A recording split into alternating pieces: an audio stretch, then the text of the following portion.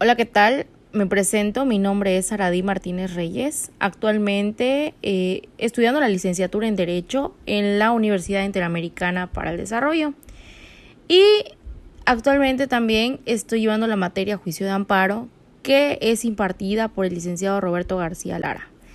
En este caso, pues nos toca hablar un poquito de lo que es la suspensión del juicio de amparo. La suspensión en el juicio de amparo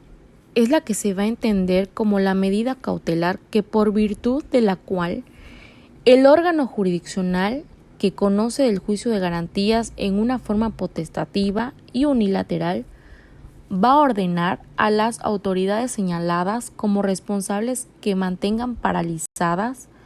o detenida su actuación durante todo el tiempo que dure la sustanciación del juicio de amparo,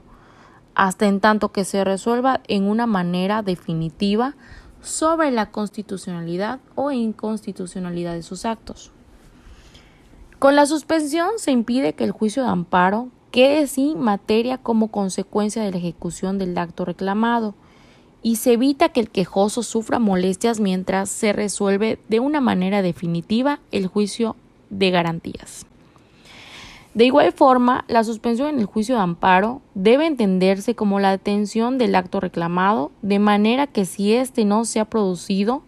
no nazca y si ya se inició no prosiga con la finalidad de que se detenga temporalmente y que se paralicen sus consecuencias o sus resultados y que evite su realización. Como objetivo de la suspensión es conservar la materia del juicio de amparo y por ello no comprometer el criterio judicial en lo que respecta a la sentencia del fondo del juicio constitucional. En el primer término, la ley de la materia establece la forma y la procedencia y los actos mediante los cuales se debe decretar la suspensión del acto. Sin embargo, existen diversos criterios, los jurisprudenciales y los doctrinales,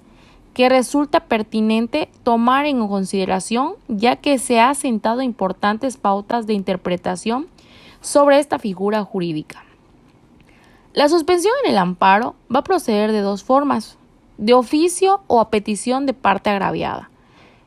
En el primer caso va a proceder la suspensión cuanto a los actos que van a importar un peligro de privación de la vida o deportación, destierro o en contra de los prohibidos por el artículo 22 de la Constitución Federal. En cuanto a la procedencia de la suspensión a petición de parte de la ley de amparo, esta va a determinar dos momentos distintos en el que el juez la decreta. El primero de ellos es la suspensión provisional y el segundo se refiere a la suspensión definitiva. La suspensión provisional es aquella que se resuelve con la sola presentación de la demanda de amparo, pues la afectación inminente de daños y perjuicios de difícil reparación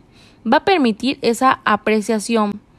cuya procedencia a priorística nace de una urgencia y de otorgarse tiene por efecto las cosas que se mantengan en el estado,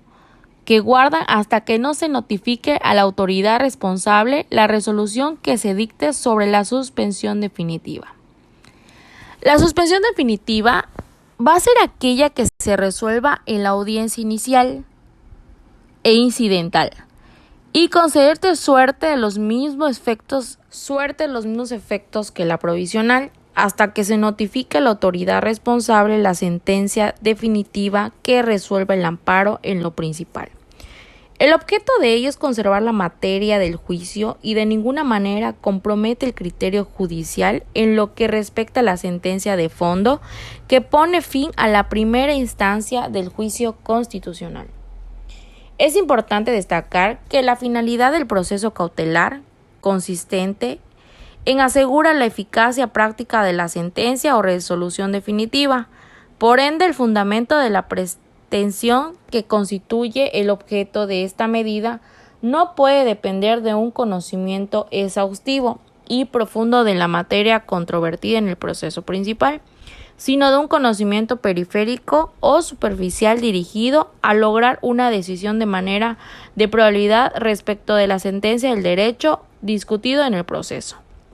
En consecuencia, esto va a resultar suficiente a la comprobación de la apariencia o verosimilitud del derecho invocado por el actor, de modo tal que según un cálculo de probabilidades sea posible anticipar que el proceso principal se declarará la certeza del derecho. Por otra parte, para saber cuándo procede o no la suspensión de los actos reclamados en la demanda de amparo, es necesario conocer las diversas clases de los actos, pues mediante esto se puede determinar de manera más fehaciente no solo si se decreta o no la suspensión, sino también a la resolución de fondo en el juicio de garantías. De esta manera genérica, los distintos tipos de acto pueden clasificarse en 5 grupos, conforme a su autor, de los que derivan los actos de la autoridad y de los particulares, por su realidad que se refieren a los actos existentes o inexistentes,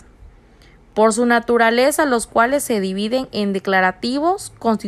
constitutivos o prohibitivos, omisivos y negativos,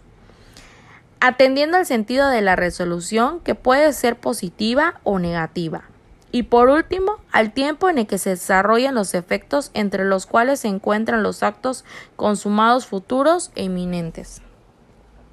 Cada uno de los actos mencionados cuenta con características especiales que los distinguen y mediante los cuales se pueden analizar si resulta procedente la suspensión. En ese orden, dentro del asunto que nos ocupa, la primera sala de la Suprema Corte de Justicia de la Nación, a resolver la contradicción de una manera en la que la resolución adoptada por la primera sala de la Suprema Corte de la Justicia de la Nación determina que para que no cesaran los efectos de la suspensión concedida del quejoso debe cumplir con diversos requisitos,